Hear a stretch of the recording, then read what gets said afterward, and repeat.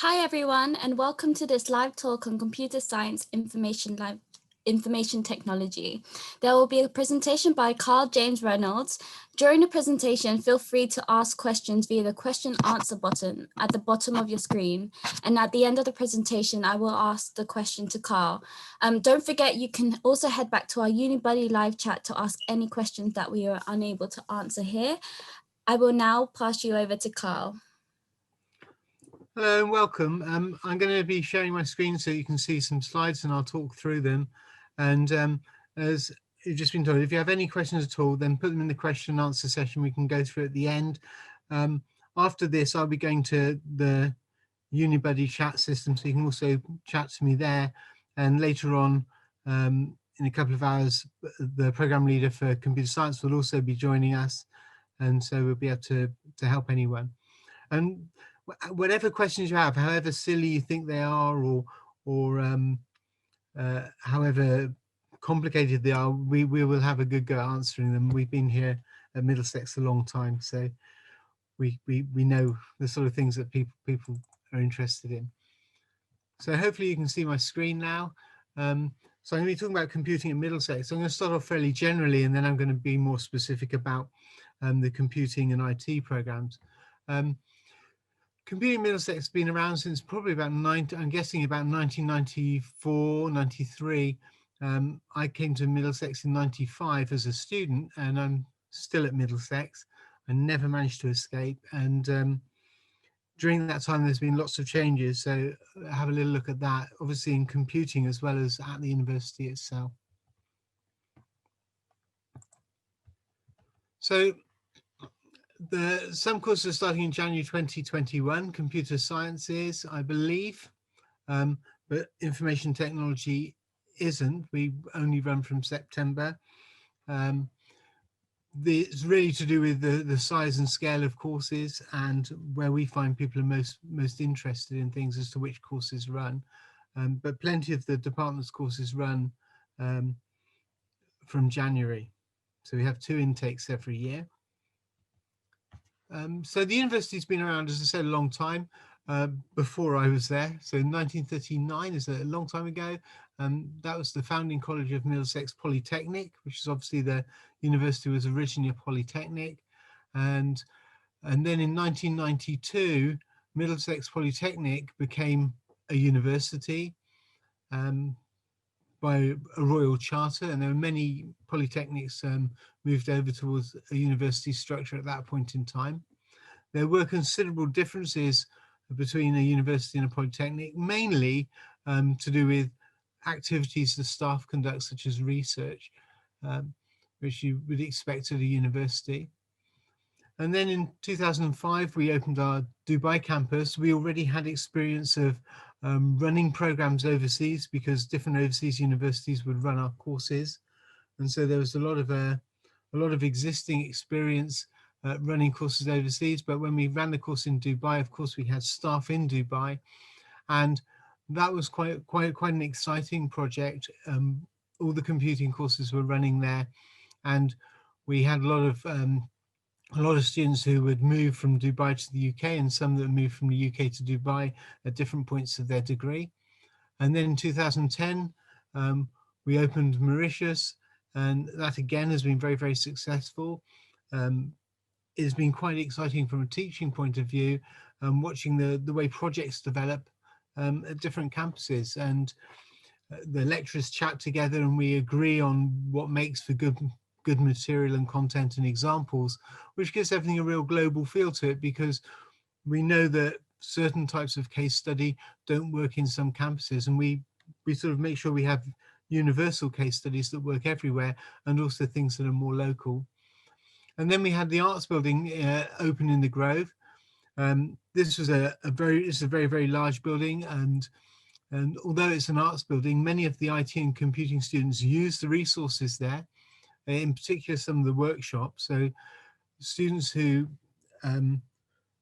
want to develop workshop practical skills can take an induction, have access to the workshop, and that gives you access to things like laser cutters and some 3D printers and bandsaws and drills. And this is useful sometimes in project development. So that's sort of quite important. Although people think of it as being the arts area. As I said, I spend normally about between half a day and 1 day a week in the Grove, working with students and working on projects. Then in 2017, the Rittman opened. This is another very interesting building. It has a living wall. It's designed to be incredibly efficient. It's had a lot of new developmental work on it recently to change the soundproofing so that it's a bit more effective between floors. And in the Rittman, we have very, very dedicated labs for things like networking. We'll show you some pictures later. And that's made a massive difference, because it means that we have enough specialist machines in the computing area to run all our programs and ensure that students get good access to the type of resources they need, rather than the generic computers that would be needed for something like a business course. So when I first came to Middlesex back in 1995, it was a multi-campus university. So we had sites at Bowes Green, with Tottenham, Enfield, Trent Park. I think there was a Hornsey site. So the university was very spread out. There was a Cat Hill site as well, and the arts were mainly based in Cat Hill, and computing was mainly based split up depending on whether you're doing networking or business information systems or computer science. And so what's happened is, over the last few years, everything has moved to Hendon, and with these development of these big buildings and better resources, it says, on the sides we've got high quality space and equipment, but it's not just about the equipment and the space, it's about the people. And we're working now with other departments. So I run a master's program with the arts department, and so I was teaching my students yesterday, and they choose whether they have an arts or a computing MSc. But from my point of view, I get an insight into what's going on in arts. I learn about their teaching and assessment strategies. They learn about mine. There's some good crossover. So when you have people on one site, there's much more sharing of information and good practice, and also research. So the research can get more exciting when you've got people from different areas contributing. So being a single campus university has had some massive benefits for staff and students, and it's been quite interesting seeing that development happen whilst I've been there. But now it's a great place to be. I mean, I can say, when I was first at the university and somebody said, oh, you'd have to go to Hendon, I'd be thinking, oh no, not Hendon. Now it's a pleasure to be in. We've got purpose-built structures there for all the different areas that we teach, and lots and lots of different people, different viewpoints to come into to meetings and things. So it's very, very much a more interesting and exciting place than it used to be. So the Department of Computing Science is quite a large one. We have, I think we've actually got about 65 academic staff now and 5 professors.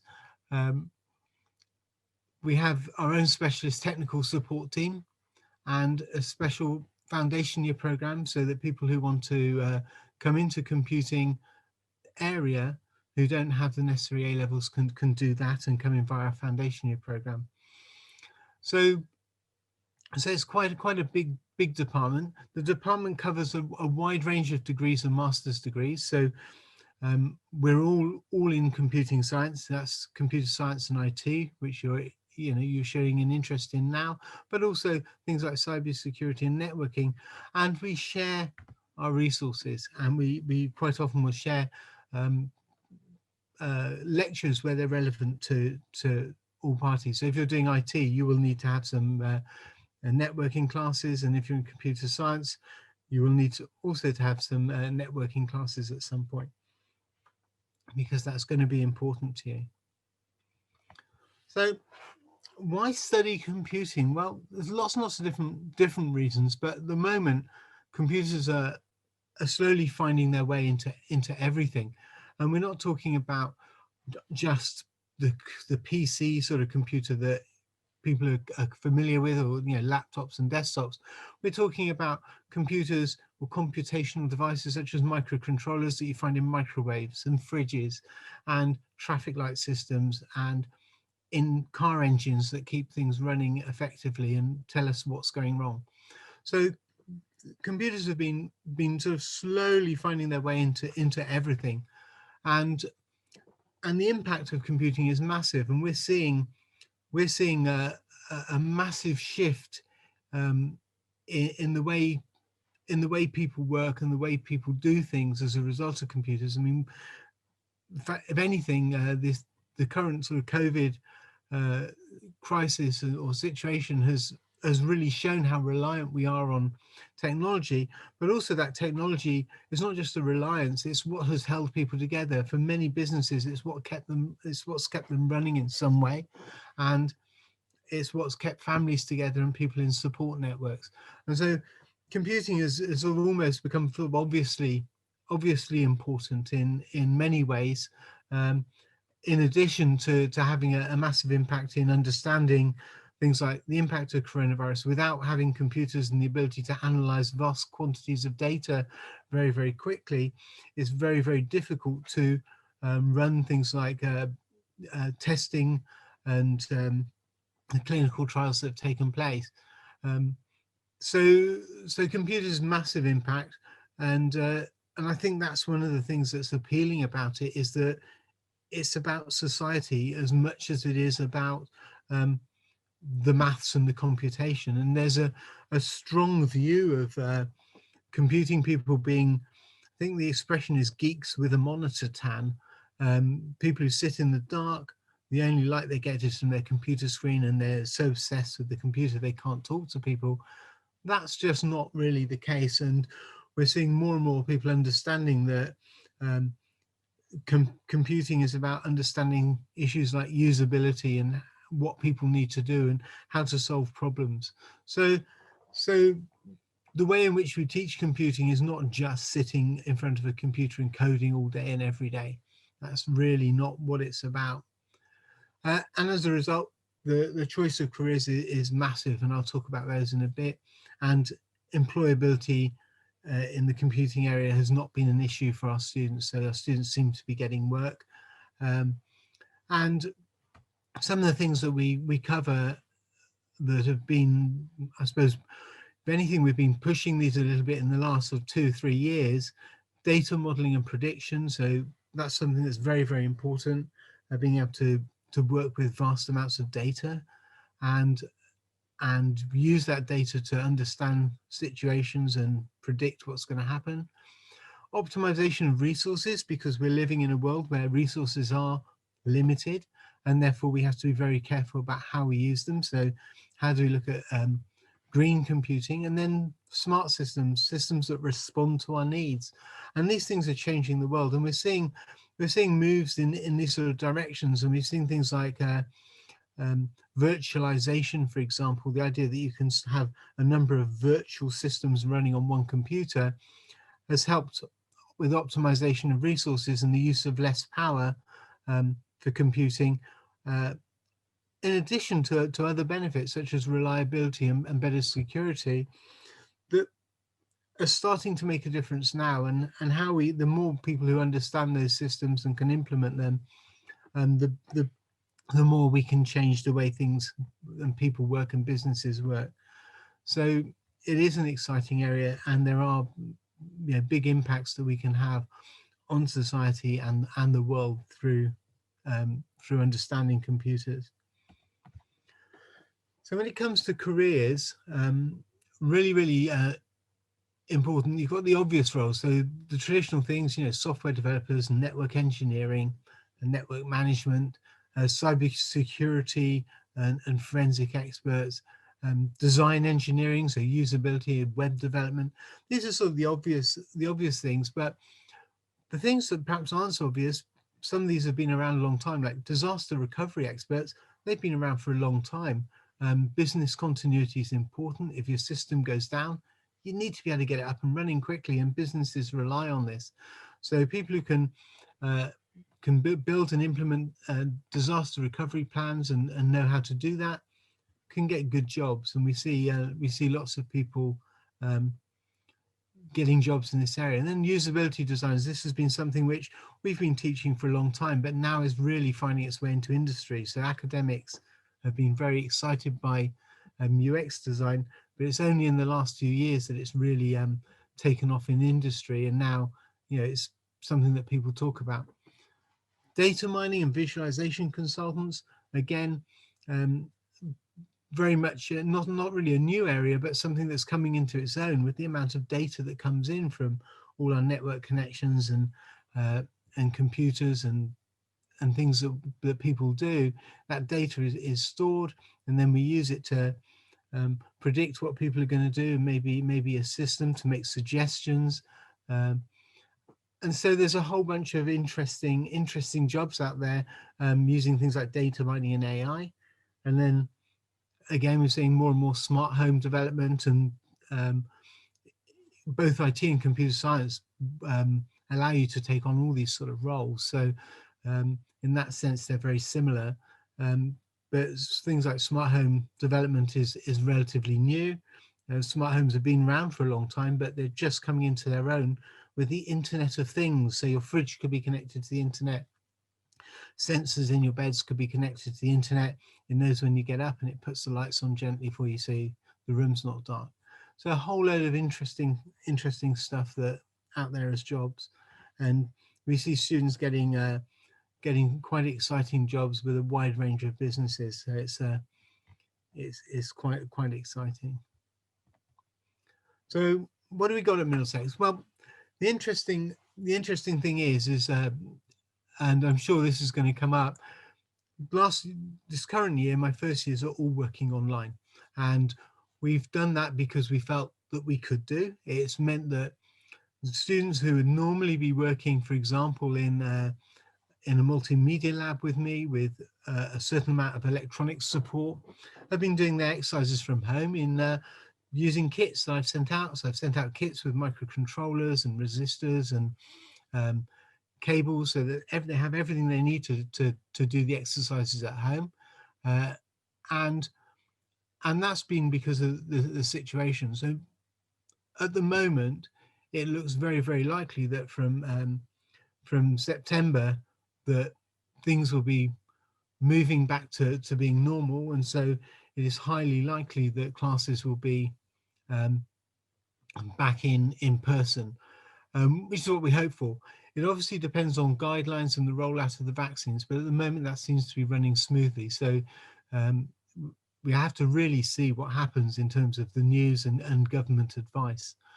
But I do know that I, for example, whilst it's been very interesting teaching online and people have learned lots of new skills that perhaps we wouldn't have before, and I've seen it in my class today where I've had groups of 5 people working on problems together in Zoom.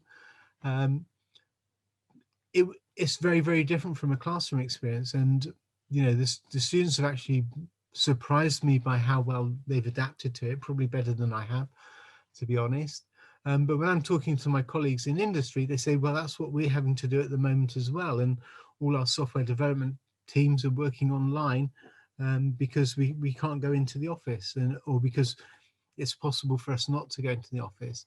So quite interesting, but it would be great to get back to our labs, because the labs we have are specialists. You can see, for example, the bottom right lab in the picture is one of our networking labs. You have access to the switches and routers and network gear. You can configure networks in there and try things out. We have our own server room in there so you can play with things, and it is designed specifically for networking. That's all we teach in that room. We have 2 rooms next to each other which are similar, and it's just for that purpose. So people doing networking modules can get those skills. And then we have our electronics labs, and we teach computing in here, and we teach things like physical computing where we're programming microcontrollers. So we use Arduino. You may be using Raspberry Pi. I have students who've used Teensy. So we've got a range of things, range of different sort of boards and platforms that you can play with. And we have power supplies and oscilloscopes and breadboarding kits in there to get, as well as simple digital electronics test gear, so that you can learn a little bit about logic. So we try and throw that in, because we know that when you do things practically, it sort of embeds those skills, and it makes it a lot easier to understand what's going on. And in the top corner, you can see one of our programming lounges.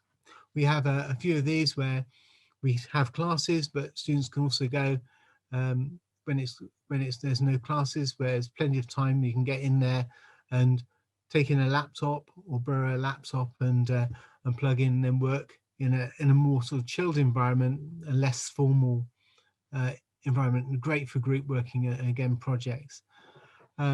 We have interaction labs. I haven't got any pictures of those. They don't look exciting, but when you realize they're exciting when you see the 4K screens and the high-end graphics cards that we have. I teach some multimedia in those labs, and again they're quite small, but in each lab we have laptops as well that people can use for different activities. So we have those, and then multimedia labs that I use in the Hatchcroft building. They have two screens, so it's really good when we're working with data and sort of data visualization stuff, and I teach VJ, a little bit of audio synthesis in those rooms, and they have you have the resources you need, and so having those specialist labs makes a big difference, and they're all organized in very, very different ways. In fact, some of the conferences I've been to, we've actually showed slides of our labs and how we've laid out tables so that people aren't always sitting in lines, because we found that that's not a normal working environment. So one of the things that's important is our research. We're just about to go through the next ref, so I've just been filling in details about my research, but all staff are doing that at the moment, and we've done very, very well. So the research is important to us. And why is that important to you? If you're thinking about coming into the first year, for example, you might be thinking, well, that research stuff is a little bit far off. But what it actually means is it means that it's a flavor of what we are teaching you. And the research research gives a flavor to what we teach you. So we have people who are active in research in artificial intelligence, and so we have lots of AI student projects. We have usability experts and a research area in usability and data visualization. And so there's lots of projects in those areas, and we have lots of teaching in those areas, because those are the things we're good at with research. And the things that I do, for example, in my research is things like brain control of gadgets. That finds its way into student projects, and I get students doing projects using brain control of things as well. And so the sort of things that the staff do in their research sort of appears in the research that students do, especially in their third year.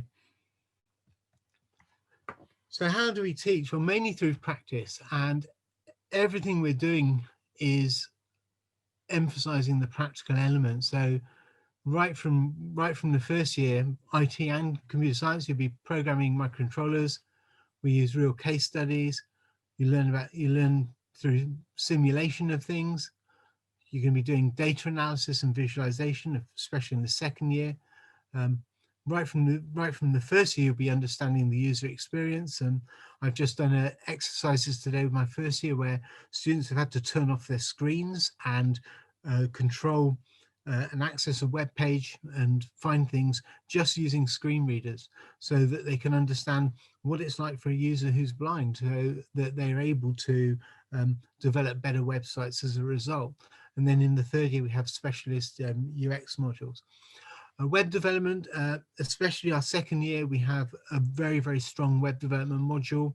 It's quite a lot of work, but by the end of it, students are employable in web development. And if you want to be a really advanced web developer, you go on to do the third year module, and you'll understand the things like implementing recommender systems and things that are advanced aspects of web development. And again, database development, although it's probably stronger in the business information systems area, IT and CS students are still learning about practical database development, because that's going to be behind the websites. So the other thing, as well as being practical, we like to engage with the world. So here you can see Scaletrix game. This is one that I developed, and the controller.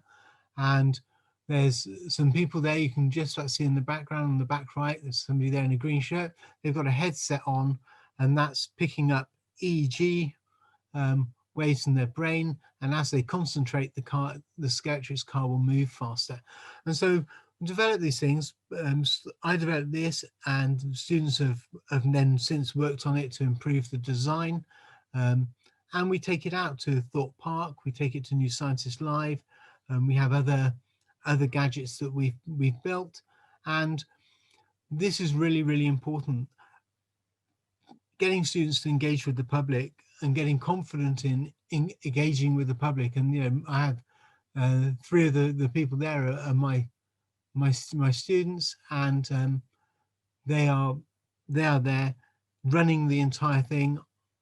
I wasn't there. I didn't take the photograph. This was taken by one of the technicians.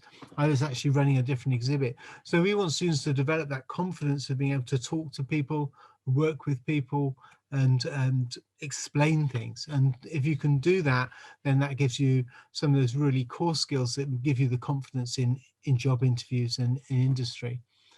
I've also got placements on here. Placements are really, really important to us. We have a really good employability service called MDX Works. They help with placements, they help with interview skills, they help with CV writing. I've been pushing my students to talk to them. In the first year in IT, certainly we talk about employability, and we look at how we can express our skills clearly to people.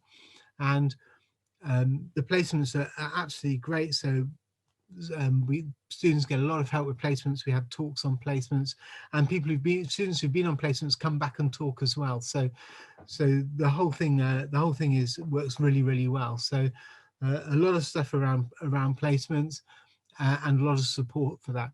And then we have student learning assistants, and I've got a student learning assistant now helping my first year. She helped my first year last year. She's a 3rd year student, and she's paid. And she really helps me. So I had a student today struggling with putting their blog together. They went off in a breakout room. 20 minutes later, the students knows exactly what they're doing, the sort of information they need on their blog. And it's made a big difference to me in the class because it hasn't slowed down the lab. And so we have lots of these learning assistants who go around and support the lecturer, but really it's not supporting the lecturer, it's supporting other students.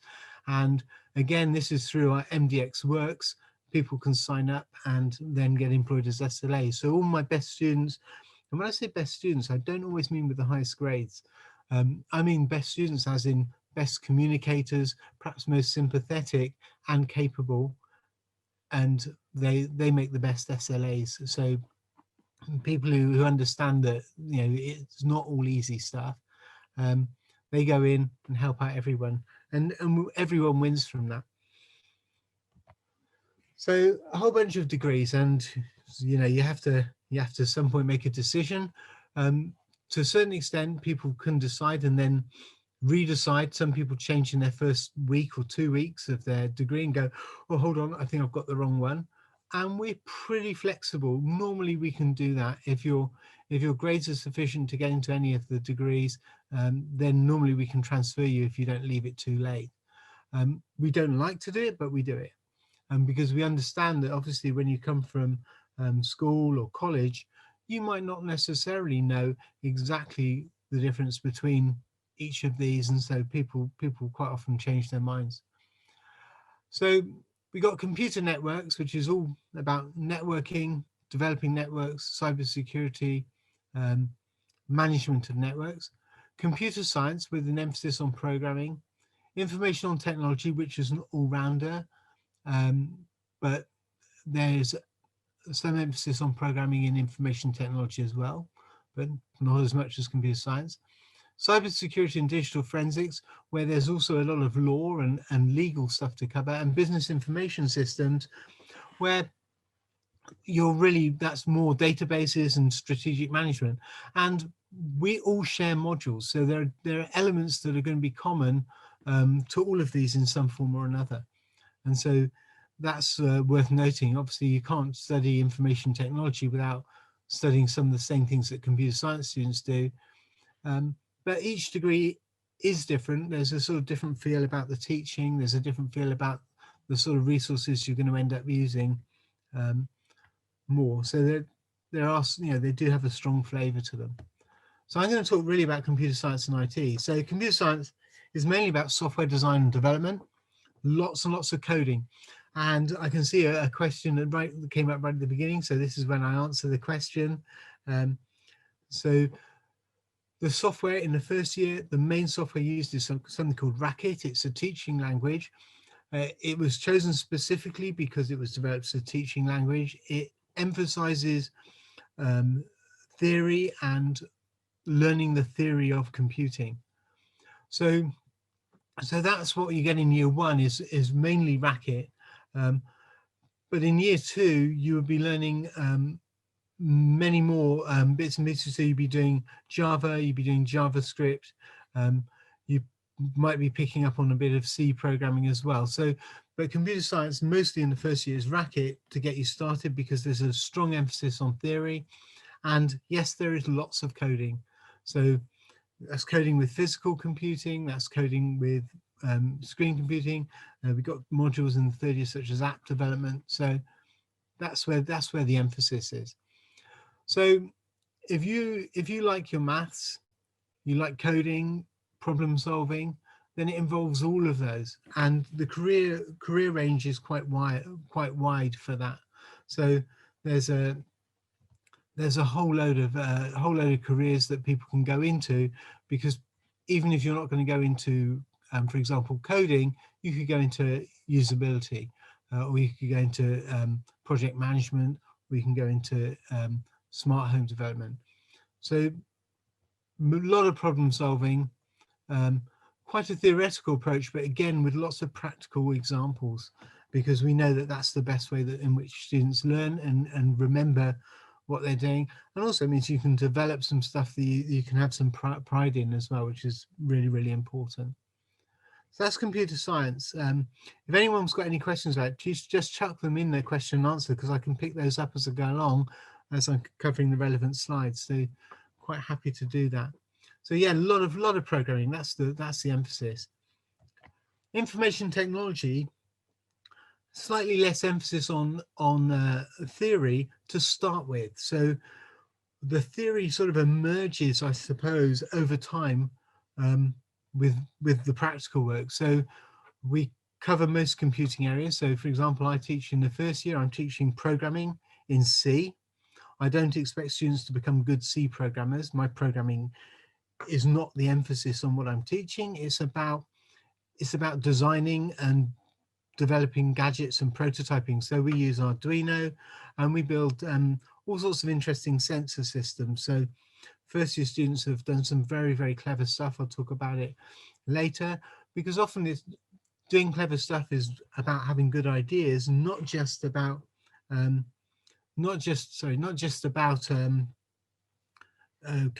coding in itself. It's about design and development. We based the program on something called Sophia, which is Skills for an Information Age, which came out of some work with the British Computer Society and the Confederation of British Industry. And they said, what are the skills that people need? And we looked at those skills, and we said, well, we can develop a degree around that. And that's what we did. So we do get people going off and doing coding. We also do Java in year one. And in year two, the emphasis is more on JavaScript. And then year three, people can go back and do a mixture of things, more Java, more physical computing, depending on what it is they enjoy. So our structures generally have fairly fixed first and second years. There's one option in IT in the second year that people can take. But in the third year, we just have the project and all the other modules are options. So the idea is that in the third year, you can pick the things you're either good at or that you really want to learn, or that you know you need for a specific job that you want. And it's normally a mixture of those things. And I've seen students being very strategic and they say, which modules am I going to find easy that I think I can get first in because I want to do 2 of those. And then I'm going to choose one module where I know I'm not going to get first because it's really tough, but I need to learn this subject. And they're strategic about grades. And one of the jobs that I have as a program leader is to help students who are trying to be strategic and sort of advise them on how to optimize things for what they want out of their degree. I've got an interesting question come up. Does computer science in year 1 cover data structures? Yeah, to an extent, but when you get to year 2, you'll find that year 1 and year 2, data structures will be covered, and databases are always covered, and data structures are always covered. So that is going to be covered. So both degrees, just slightly different approaches. Computer science probably stronger on computer science theory, IT probably more practical and creative in the first year, and we start with Java and C programming. I know there's a few other things to use. So I noticed that in IT that some of the students are also using a bit of Python as well. So there's a lot of flexibility, and we change what we do from year to year. So we listen to students, we work with what skills students have, and in some of the things I do, for example, I say to students, I'm going to be teaching with this one platform. If you want to do it with a different platform, that's fine with me, because it's the principle that matters, not necessarily the software tool that you use. So depending on the topic, there's quite a lot of flexibility. So one of the things that I think gives away what we do and the sort of things that people do are the projects that our third year students build. And the third year might seem a long way off, but really important in terms of I suppose, how people can express themselves in their degree. So we've had these are just a few of them. So we had an attractiveness mirror, and this uses a whole load of algorithms and AI to use different ratings for attractiveness. So you look into a camera next to a mirror, and the mirror hopefully tells you that you're the most beautiful person in the world. Of course, there's a little bit of a joke here, sort of mirror, mirror on the wall.